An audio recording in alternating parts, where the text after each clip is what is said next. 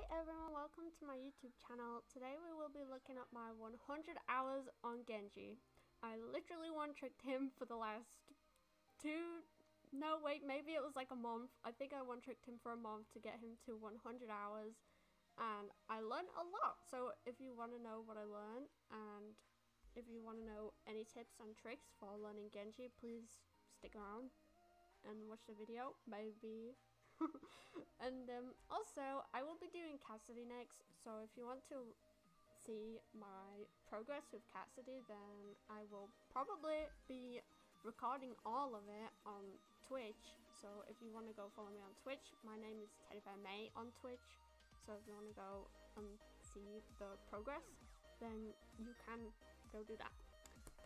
And I will just warn you now, the cam in the top left is not me now. That's not me speaking now. So don't be mistaken. That's not gonna be me. But yeah, I will get into the video and let's dive into all of the different things that you need to know before starting 100 hours on pretty much any hero. So yeah, let's get right into it.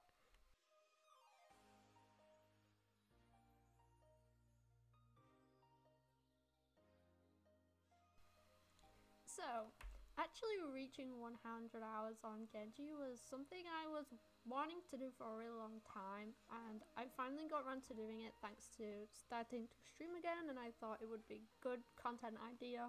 So, you know, I just carried on and carried on every single day, and I did not stop playing Genji. And I have people saying, Kat, you don't need to play Genji because they have a Winston, or they have a Mei, or they have a Sim. But I did not give up. I didn't give up, and I reached 100 hours, and I was just so happy. I was so happy, and seriously, my fingers hurt. Like after every single day of just playing Genji non-stop, like I was in physical pain. That's how much I played Genji. Like it was unbelievable. But like, I was really proud of myself, and it was really weird, but I actually genuinely wanted to play even more. Like, I wanted to play Genji even more than 100 hours that I already played on him. Like, he was really fun and really complicated at the same time. But I think you guys know what I mean. He's like probably one of the most fun heroes in Overwatch, and I think learning him is it's actually very like inspirational to learn Genji because it makes you have hope for the learning process of other heroes as well. And yeah, it was just a very, very good feeling to finally get 100 hours on Genji.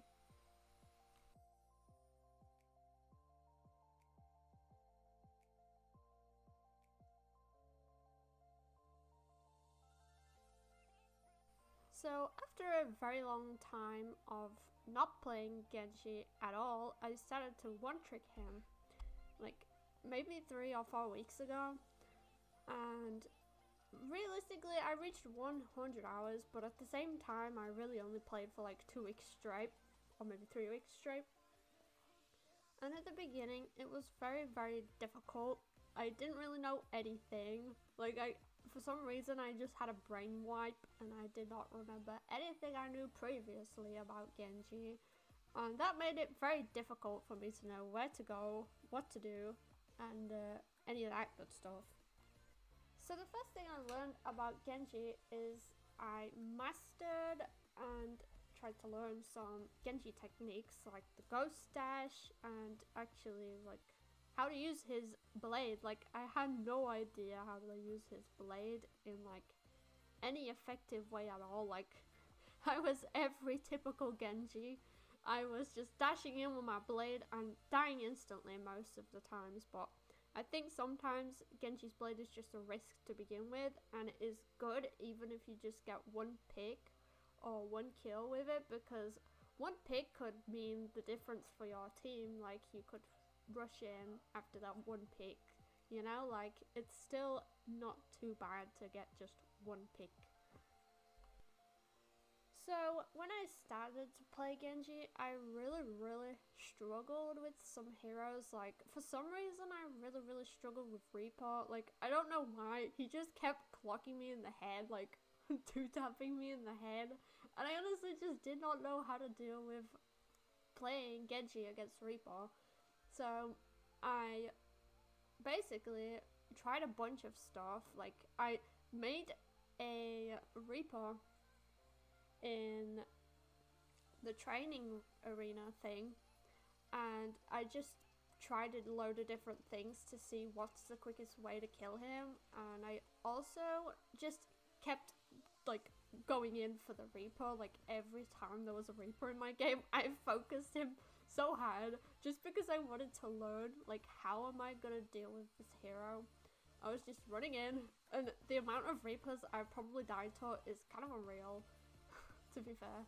But I also learned how to deal with McCree. I struggled a bit with McCree, and I also struggled a lot with Brig, and I learned how to deal with those guys, and like, the way to deal with them is to just kind of keep your distance, and with McCree, try your hardest to deflect the flashbang, and if not, just at least still keep your distance. Like, keep your distance, and if he comes close to you, use your deflect to get rid of the flash and to flash him. But like, I think I also struggled a little bit against Mei. Like, I didn't really play against many Meis, so I can't say, but I do play Mei. Like, I legitimately am a one-trick Mei, so you know what I'm saying. Like, I know how to deal with Meis just because I play Mei, like, a lot. You guys know what I mean. It was just very nice to learn how to actually counter these heroes who I didn't really know who to counter before. And Winston was also one of those. I think it's okay just to keep your distance with Winston and just trying to, like, get him in the head and try to get your teammates to help you as well, because that's really effective. I was wondering where Genji's best positioning is, and to be honest, I don't think it matters too much, his positioning. I might get blamed for saying that, but I think his positioning is kind of passive aggressive. You gotta be really passive aggressive with him, and sometimes you gotta be high ground, sometimes you gotta be low ground. It really depends on you and who you're playing against. And I do believe that there is like a way you can counter everyone as Genji if you just learn how, and I believe the same thing for like anyone else too, but we will talk a bit more about that one later on. And yeah, I really did learn some really decent positioning, and I think that was really helpful. I think the most important thing that I could have learned as a Genji for the last 4 freaking weeks or whatever is I learned to be confident when playing Genji. Towards the end of the time I had with Genji, I started to feel a lot more confident playing Genji, and I never felt that way with Genji before. I just felt like I could do anything now. Like, I can like know where I am. Like, I was comfortable, I knew Genji, I was used to Genji, and I was at the stage where I could play Genji and not be stressed and not have to think so hard about everything. And it was really happy.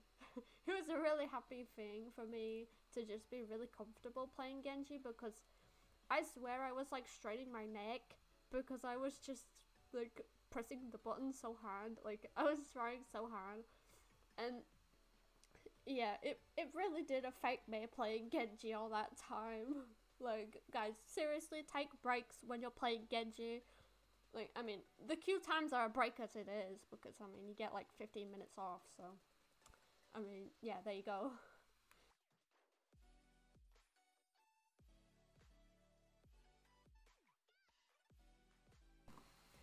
Basically, I think one-tricking any hero is the key to learning the hero, because if you just play them where they're necessary, then you're just gonna learn how to play them where they're necessary. And I mean, if you want to do that, then go ahead and do that. But if you want to actually play a hero and specialize in that hero in any situation, then I think it's a really, really good idea to just play them for like, maybe not 100 hours because that's a bit extreme, or like maybe just play them for like a day or two and then see what happens. Like it's very interesting to see what happens. Like, try not to get frustrated at the game, like try not to get angry and stuff, and you should be all fine. Like, just try to focus on what you're doing and how you can improve and what your mistakes are and how you can change those mistakes, and I think you will be doing all good. Like, it really helped me getting to 100 hours with Genji, and it really helped me just one-tricking him, because I learned loads of different things against loads of different heroes that I would have never even known if I didn't one-trick Genji. I would have just known how to use Genji against people he was effective against. And like, say you wanted to learn how to play, I don't know, say like Winston or something. If you played Winston every single game, even if they have like a Bastion, then I mean, that's not really a great idea, you think. But maybe you can actually attempt to counter him. Like, maybe you can try to find your own way that actually gets rid of Bastion as a Winston. Like, it's a crazy thought, but you know, it actually works sometimes. Like, you won't believe it. It's crazy what you can do in this game if you know how to do it. For example, it's like drawing. If you draw the same object every single day and every single 5 minutes, like every 5 minutes, or if you just drew the object over and over and over again, you're gonna be really good at drawing that object later on. Like, you'll start bad and then you'll finish good. Like, at the end of the day, I think that's what it's about. It's about starting somewhere where you're not comfortable and then getting confidence and getting better at the hero and learning more about the hero and the game. And, you know, I think it's just all about that, really. That's why I think 100 hours or just playing the hero for like a week or something is like a really cool idea. Because you learn against everyone. You don't just learn against those who don't match up well with you and stuff like that, you know, or like do match up well with you. Like, it's genuinely a really good thing to do. Like, it's a great idea. I suggest anybody does this because it taught me a lot, you know, and yeah, that's the thing. I just learned a lot, and I think that it's a very, very effective method of, you know, learning a hero. And this is coming from someone who one-tricked Mei for over 300 hours. Like, this is my learning process. And I get it. I'm in like gold plat most of the time. But it's still, you know, a relevant learning process. And I think I can climb with this learning process. I've just never really cared too heavy about my rank and stuff before. But I do like to play comp, because I like getting the comp points for gold guns and stuff, so that's the thing. Now let's get to the next part of the video.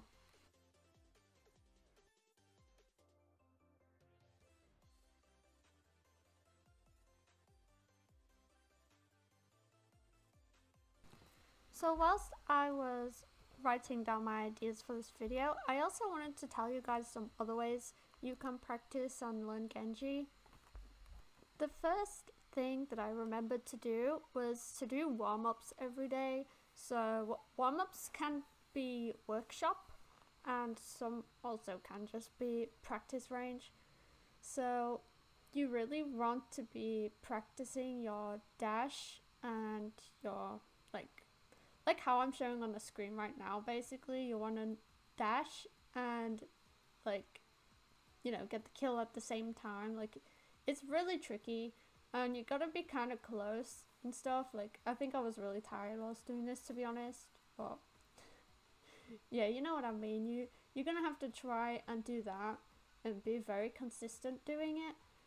And this is a good warm-up for me because it gets me like it gets my flow like very consistent, and it really helped me before going into matches and stuff like that. The second thing I'd advise is actually just rewatching your replays. Like, don't watch the ones that you've just had. Like, don't watch games that you've just had. Watch games that you had like a few hours ago, because it will refresh your memory as you don't remember the game most likely. And if you watch a game that you don't remember, you're gonna be like, huh, I did that, like why did I do that? Like, I shouldn't have done that. Or, you know, maybe you did actually really good, and then you know, you can just compliment yourself. But like, if you try to look for where the mistakes are happening, then you can improve just by rewatching yourself, really. And the last thing you can actually do to learn Genji specifically, really, is to actually watch guides and watch professional players play, because there's a lot of technique involved with playing Genji, and there's a lot of things that you just wouldn't have known if you did not watch them. Like, I'd advise watching Necros, and I'd advise watching his like educational streams, because they really helped me. Like, if you watch it with a keen eye, you can pick up on his positioning, you can pick up on how he's dealing with certain heroes that you don't know how to deal with, and you'll pick up on things that you wouldn't if you was just watching casually. Like, maybe even take notes or something, you know what I mean? Like, you can take notes, and yeah, you can learn a lot just by watching and listening to someone else who is like a professional player. I'm sorry for that yawn, by the way. I am very sleepy. I'm very sleepy today. And as you can see right now in this clip right now, I'm literally practicing on my own teammates in spawn. Like, that's a good thing to do. Like, that was a great warm up for me. But yeah, I think that's really all. I think watching guides is okay, but just be careful. Just make sure that the person giving out the guides is making, you know, genuine points and is making really good like educational like content, so you can follow what they're saying. And I think that that's pretty much everything. I will put some links in the description, and I'll remember to put some actual like workshop codes where you can learn Genji more and learn your aim for anyone, really. Like, I'll put some good workshop links in the description, so keep your eyes out for them if you want any good ones. But yeah, I think that's everything for today, and thanks everyone for watching, and I shall see you in the next video, or maybe the next stream, who knows. I'll see you later, everyone.